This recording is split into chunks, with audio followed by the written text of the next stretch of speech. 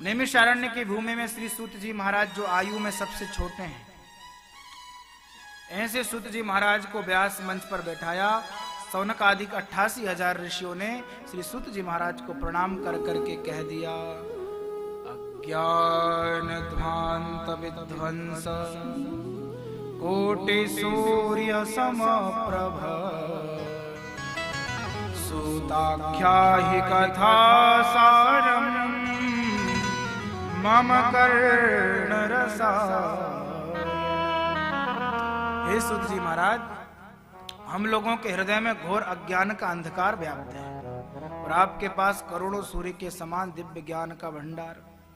इसलिए हम ये जानना चाहते हैं कि हमारे हृदय के भीतर जो अज्ञान का अंधकार है ये दूर कैसे होगा। क्योंकि महाराज संपूर्ण त्रिभुवन के अंधकार को तो भगवान सूर्य नारायण नष्ट करने में समर्थ हैं। रात्रि का अंधेरा है, प्रातः काल जब भगवान भुवन भास्कर उदय होते हैं तो अपने आप अंधकार नष्ट हो जाता है। भगवान भास्कर के उदित होते ही रात्रि का अंधकार नष्ट हो जाता है, परंतु हमारे हृदय के भीतर जो अंधकार है अज्ञान का, ये कैसे दूर होगा। आप महाराज कृपा कर हमें बताइए। हम ये जानना चाहते हैं कि भक्ति ज्ञान और वैराग्य को बढ़ाने के लिए वैष्णव लोग करते क्या है। ऐसा कौन सा कार्य किया जाए जिससे भगवान की हमें प्राप्ति हो जाए। देखो महाराज, आपके ऊपर तो गुरुदेव भगवान की बड़ी कृपा है और इस संसार में जिसके ऊपर गुरु जी की कृपा हो जाती है उसको इस संसार में कोई भी वस्तु दुर्लभ नहीं होती।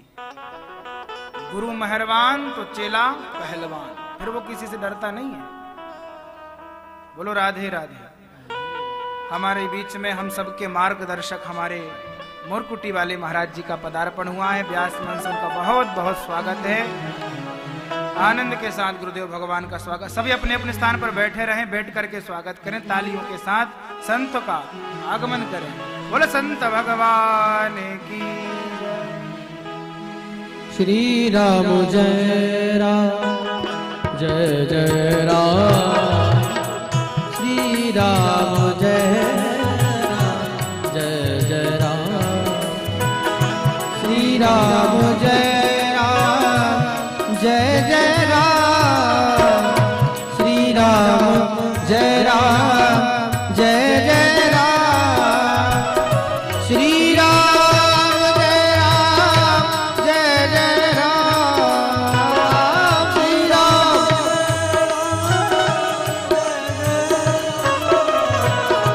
श्री राम जय राम जय जय राम। श्री राम जय जय राम। श्री राम जय राम जय जय राम। श्री राम जय राम जय जय राम। श्री राम जय राम जय जय राम। बोलो संत भगवान की जय। देखो गुरु जी की चर्चा चल रही थी और हम सब के गोवर्धन परिक्रमा ग्रुप के जो मार्गदर्शक हैं वो पधार गए। बोलो संत भगवान की जय हो।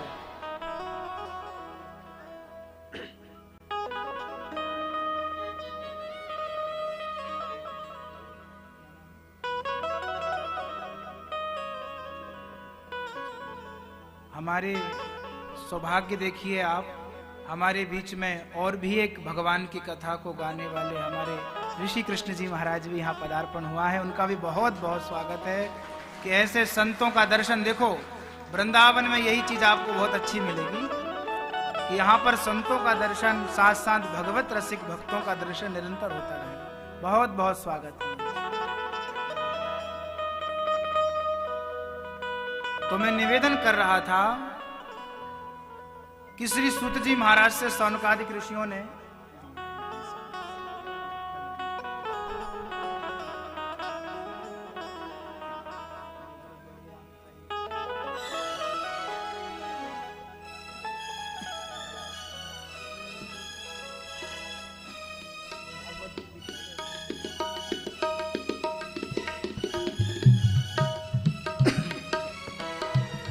बोले भागवत महापुराण की जय हो। हमारे इस मंच पर बहुत संत महात्माओं का पदार्पण हुआ, बहुत सौभाग्य है ये। मैं व्यास मन से सभी का बहुत बहुत स्वागत करता हूँ, अभिनंदन करता हूँ।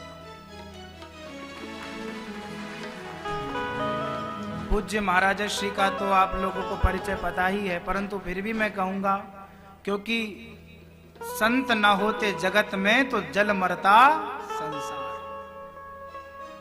जिनका भाव सेवा के लिए सदैव तत्पर है और कई संतों की, कई साधुओं की, कई भगवत रसिक भक्तों की, गौ माता की जो महाराज जी निरंतर सेवा करते हैं, और आज वही सेवा का ही परिणाम मानो कि हम सब लोगों को आकर्षित कर करके वृंदावन में ला करके महाराज जी के आशीर्वाद से बैठा दिया।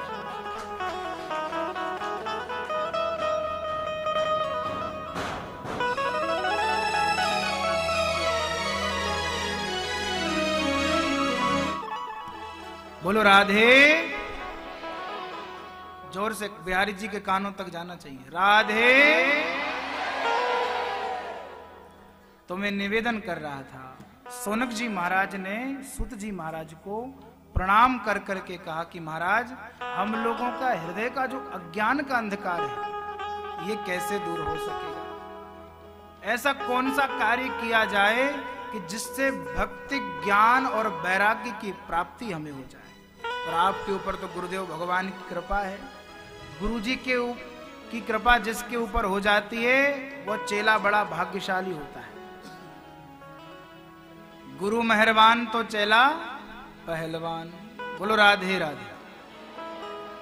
सोनक जी कहते हैं, चिंता मणिर्लोक सुखम सुरद्रो स्वर्ग संपदम प्रयच्छति गुरु प्रीतो वैकुंठम योगी दुर्लभम। चिंतामणिर लोक सुखम, एक मणि है जिसका नाम है चिंतामणि। उस मणि को आप लेकर के जो चिंता करोगे, जो चिंतन करोगे, आपको वह प्राप्त करा देगी। संसार के जो भी सुख चाहिए उस मणि को लेकर के संपूर्ण सुख का उपभोग जीव भोग सकता है। चिंतामणिर लोक सुखम सुरद्रुह स्वर्ग संपदम।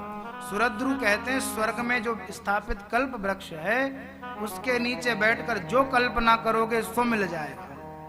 परंतु वैकुंठम योगी दुर्लभ, जो वैकुंठ है बड़े बड़े साधकों के लिए, योगियों के लिए भी जो दुर्लभ तत्व है वह आपको गुरु कृपा से सदैव प्राप्त है।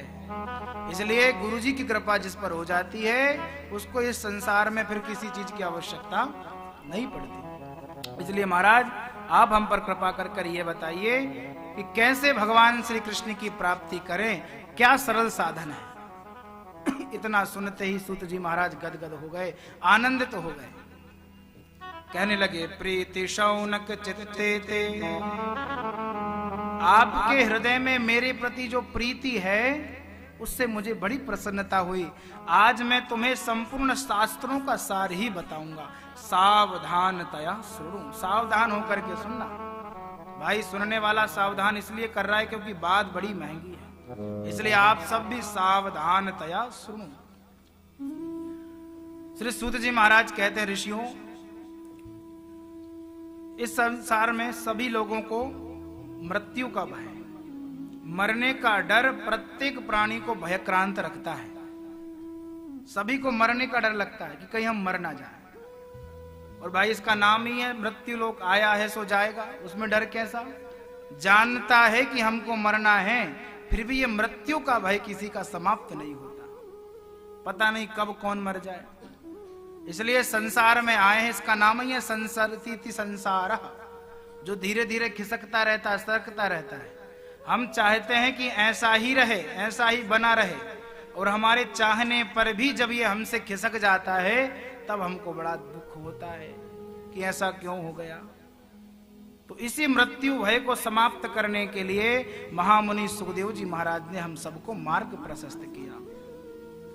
काल व्याल मुख ग्रास त्रास निर्णास हेतवे श्रीमद्भागवतं शास्त्रं कलौ कीरेण भाषितम्।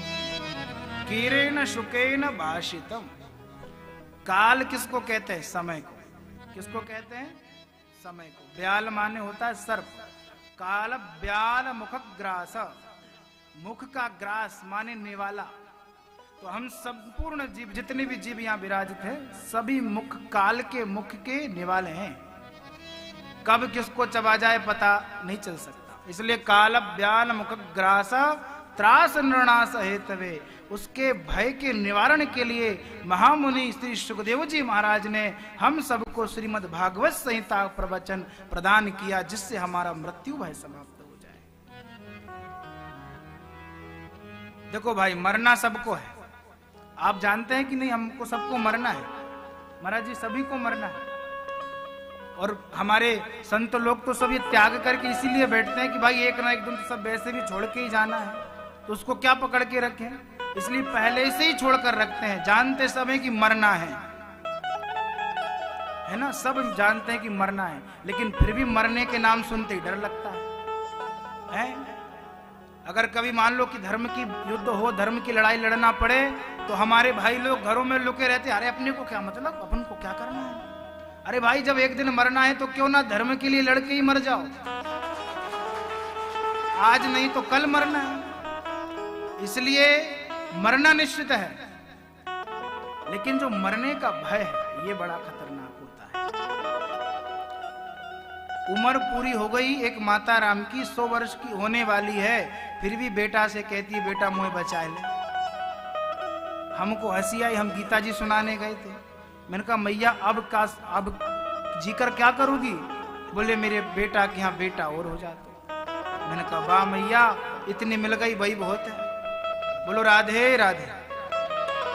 तो भैया इस संसार को एक न एक दिन छोड़कर तो जाना ही पड़ेगा। हमारे गुरु जी का बहुत अच्छा भजन, अच्छा भाव है, आपको सुनाता हूं। तेल चमेली चंदन साबुन, अरे चाहे लगा लो सेंट, जगत में कोई न परमानेंट। जगत में कोई न परमानेंट।